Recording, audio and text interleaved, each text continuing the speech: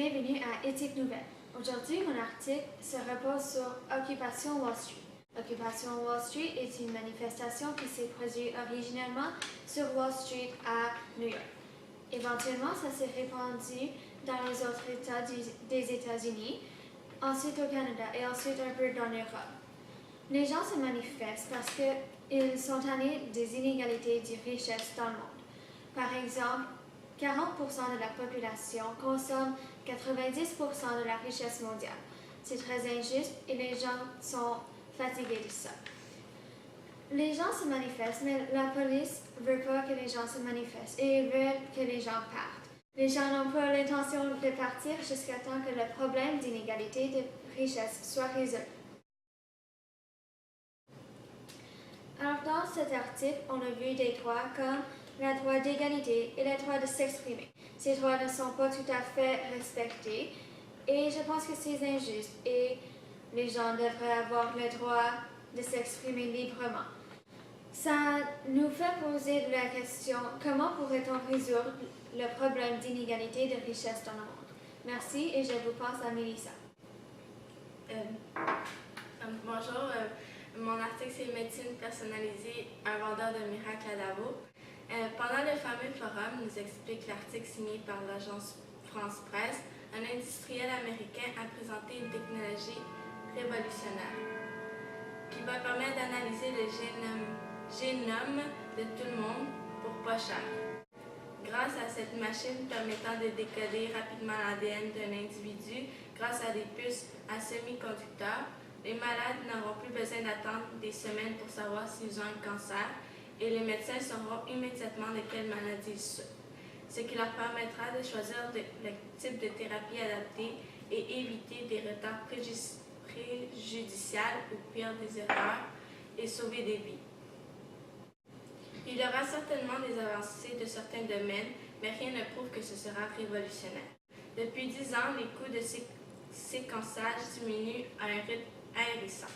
Ion Torrent et ses concurrents se livrent aujourd'hui une lutte sans merci pour être le premier à passer sur la barre symbolique des 1000 $ pour séquencer le génome entier d'un individu.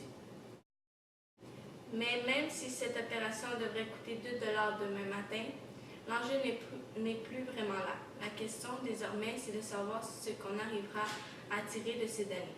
Séduits par les promesses de la médecine personnalisée, tous les pays investissent beaucoup dans la recherche. La semaine dernière, Ottawa a débloqué 67,5 millions de $ pour la médecine personnalisée, ce qui font suite aux 20 millions consentis l'an dernier par Québec dans le cadre de la stratégie québécoise de la recherche et de l'innovation. Donc, les droits, c'est l'article 29. Tu as également des droits envers les gens parmi lesquels tu vis. C'est eux qui te permettent de développer pleinement ta personnalité. La loi doit garantir les droits de l'homme et elle doit permettre à chacun de respecter les autres et d'être respecté.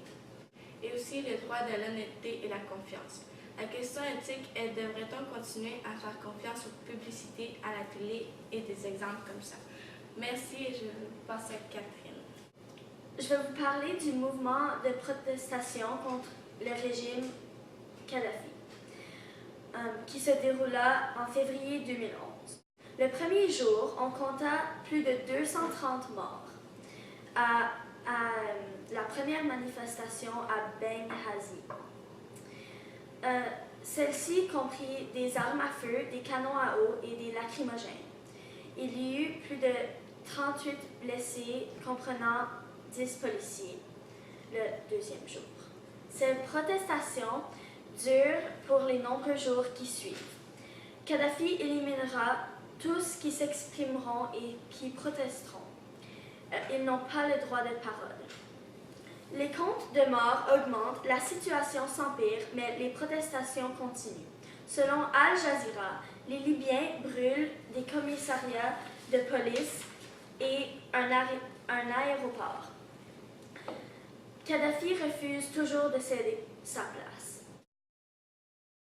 Éventuellement, Kadhafi fut tué par les manifestateurs en Libye.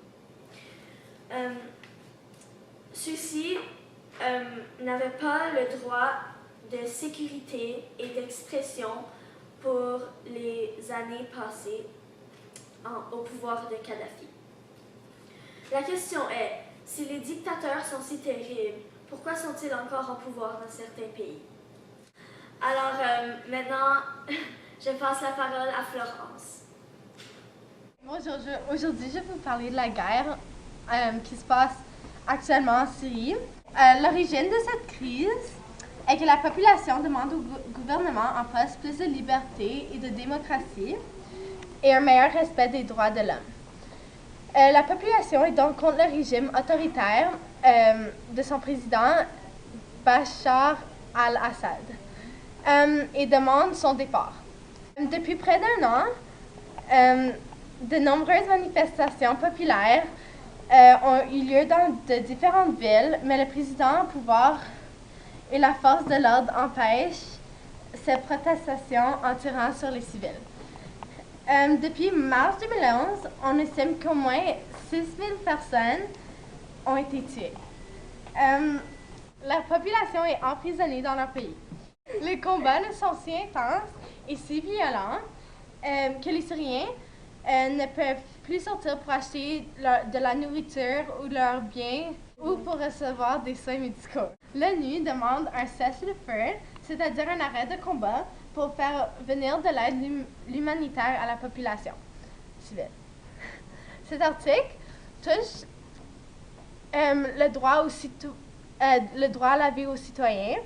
Il n'est pas respecté dans cette situation, car les soldats tuent les citoyens parce qu'ils sont contre le gouvernement. Cet article touche aussi le droit de la liberté d'opinion et d'expression. Ce droit n'est pas respecté dans cette situation parce que le gouvernement syrien ne laisse pas les citoyens syriens s'exprimer comme ils veulent. Ce qui nous amène à la question d'ordre éthique suivante. Est-ce que le gouvernement syrien devrait avoir le droit d'arrêter les manifestations? Mon opinion sur cette situation est que le gouvernement ne devrait pas être capable d'empêcher les citoyens de manifester car tout le monde a le droit de donner son opinion personnelle. Merci d'avoir écouté et à la prochaine.